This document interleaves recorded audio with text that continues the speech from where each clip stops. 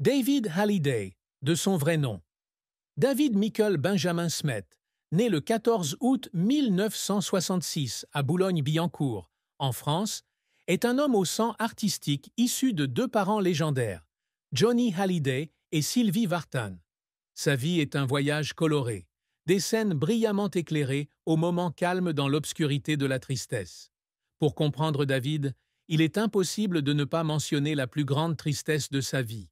Une tristesse non seulement associée à une perte personnelle, mais aussi aux blessures émotionnelles d'une famille brisée, à la pression de la célébrité et à la douloureuse bataille pour l'héritage après la mort de son père.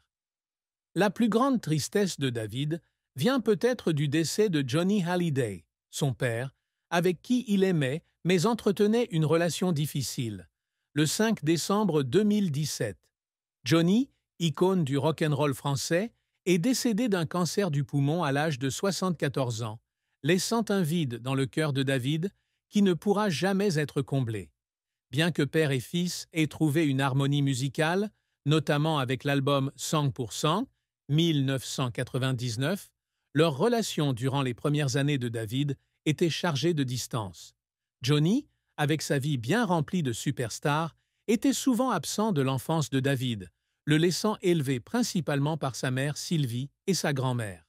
Cette perte n'est pas seulement la douleur de perdre un père, mais aussi le regret des années où ils n'ont pas pu être plus proches l'un de l'autre. « Je ne blâme pas mon père, mais j'aurais aimé que nous ayons plus de temps », a déclaré David dans une interview. Cette tristesse est devenue encore plus profonde lorsqu'il a dû faire face à des millions de fans et de médias lors des funérailles de Johnny, où il a joué le rôle du fils aîné, restant fort malgré son cœur brisé. Cependant, la plus grande tristesse de David ne s'est pas arrêtée avec le décès de son père. La bataille juridique concernant la succession de Johnny après sa mort l'a plongé dans une nouvelle spirale de douleur. Johnny a légué l'intégralité de sa fortune, initialement estimée à 100 millions d'euros, à sa dernière épouse, Laetitia Hallyday, et à ses filles adoptives, Jade et Joy, excluant complètement David et sa sœur Laura Smet du testament. Ce n'était pas seulement un choc financier, mais aussi un coup dur pour l'estime de soi et les sentiments familiaux de David. Selon la loi française, les enfants ne peuvent pas être déshérités, mais le testament de Johnny a été rédigé aux États-Unis, où la loi le permet. David et Laura se sont battus devant les tribunaux pour récupérer leurs droits, mais cette bataille qui a duré des années n'était pas seulement une question d'argent, mais aussi de la douleur d'être rejetés par leur père, même après son départ. « Je remercie Dieu que ce soit fini », a déclaré David à RTL en 2020. Cela appartient au passé. Mais derrière ces mots se trouvaient de longues nuits où il devait affronter le sentiment d'être abandonné et renié par le père même qu'il respectait autrefois. Cette tristesse a été aggravée par la désintégration de la famille Hallyday après la mort de Johnny. Les relations entre David, Laura et Laetitia se sont tendues. Jade et Joy, ses deux sœurs adoptives, les critiquant même publiquement, lui et Laura, à la télévision en 2023, les qualifiant de traîtres pour avoir porté plainte. David, qui est réservé et n'aime pas la controverse, a choisi de garder le silence, mais cette rupture est clairement une autre grande tristesse dans sa vie. La famille est quelque chose que j'ai toujours chéri, mais parfois c'est aussi l'endroit où je souffre le plus, écrit-il dans son autobiographie Meilleur album 2023. La plus grande tristesse de David Hallyday n'était donc pas seulement une perte personnelle, mais une combinaison de nombreux facteurs. L'absence de son père pendant son enfance, sa mort et la désintégration d'une famille qui avait été emblématique aux yeux du public français. La carrière de David Hallyday a été un long et émouvant voyage, depuis ses débuts en étudiant la musique dans l'ombre de ses célèbres parents, jusqu'à devenir un chanteur, auteur-compositeur et pilote de course reconnu. Avec plus de 40 ans d'activité artistique, il a obtenu de nombreux succès brillants, mais a également fait face à de nombreux échecs, ainsi qu'à des efforts qui l'ont fait pleurer. David entre dans le monde de la musique très jeune, inspiré à la fois par Johnny Hallyday et Sylvie Vartan. Il apprend seul à jouer de la batterie, du piano et de la guitare, et, adolescent, il forme son premier groupe de rock à Los Angeles, où il s'installe avec sa mère après le divorce de ses parents en 1980. Sa carrière décolle officiellement avec l'album True Cool, 1988, dans lequel la chanson I devient un petit succès, marquant sa renommée internationale. Mais sa grande percée arrive en 1999, lorsqu'il écrit et produit l'album Song pour son père, Johnny Hallyday. L'album se vend à plus de 2 millions d'exemplaires, devenant l'album le plus réussi de la carrière de Johnny et remportant le prix du meilleur album pop-rock aux Victoires de la musique en 2000. Ce succès fut non seulement l'apogée de la carrière de David, mais aussi un moment de réconciliation entre père et fils à travers la musique. David s'est également imposé comme artiste solo avec l'album Un paradis, un enfer, 1999, dans lequel la chanson Tu ne m'as pas laissé le temps est devenue l'un de ses plus grands succès, atteignant la première place des charts français et se vendant à plus d'1 million d'exemplaires.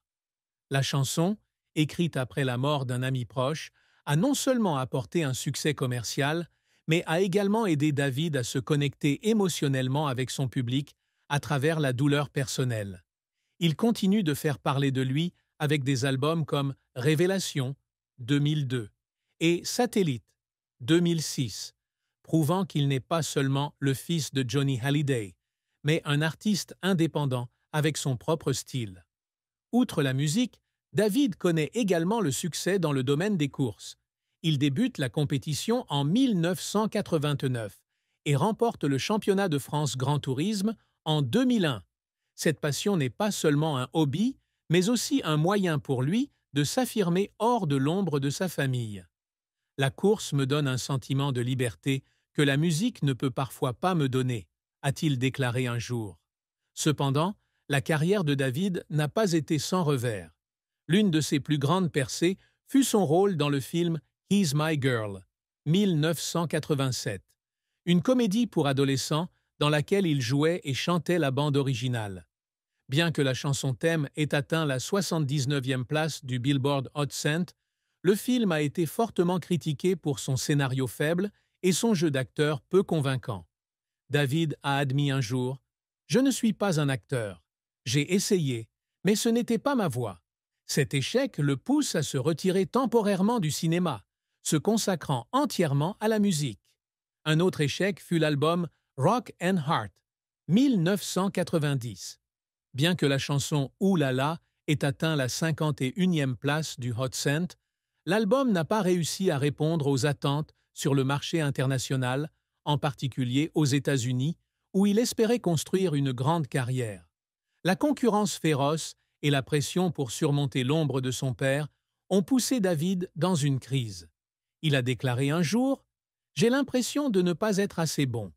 Les gens me comparent toujours à mon père, et je ne peux pas y échapper. » David Hallyday se fixe constamment de grands objectifs dans la vie, qu'il s'agisse d'affirmer son talent musical, de fonder une famille heureuse ou de créer une influence positive dans la société. Les réalisations qu'il s'efforce toujours d'atteindre reflètent son aspiration à surmonter l'ombre de ses parents et à vivre une vie pleine de sens. L'un des plus grands objectifs de David est de devenir un musicien de renommée mondiale. Il ne veut pas seulement réussir en France, mais rêve également d'amener sa musique sur les marchés internationaux comme les États-Unis ou le Royaume-Uni. Bien qu'il n'ait pas atteint la stature mondiale de Johnny Hallyday, il a fait des progrès significatifs avec des tubes comme High et Ouh là là. L'album Requiem pour un fou, 2024, dans lequel il a recréé les chansons de son père aux côtés de ses propres compositions, était sa dernière tentative de se connecter avec un public mondial et d'honorer l'héritage familial. David a également toujours aspiré à fonder une famille artistique. Il est fier de voir ses enfants, Ilona, Emma et Cameron, avoir tous leur propre passion, du mannequinat à la musique. « Je veux que mes enfants vivent leur passion, comme je l'ai fait », a-t-il dit un jour. Soutenir les activités musicales de son fils Cameron, notamment en chantant ensemble sur plusieurs projets, est sa façon de perpétuer la tradition familiale initiée par Johnny et Sylvie. De plus, David essaie de laisser un héritage de gentillesse.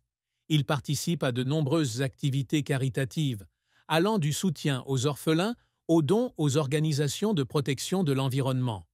Pour lui, sa plus grande réussite n'est pas la célébrité, mais la capacité d'utiliser sa voix pour aider les autres, quelque chose qu'il a appris de sa mère Sylvie.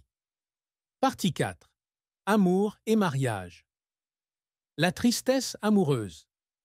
L'amour et le mariage ont été une part importante de la vie de David Hallyday, où il a connu à la fois le bonheur et une profonde tristesse.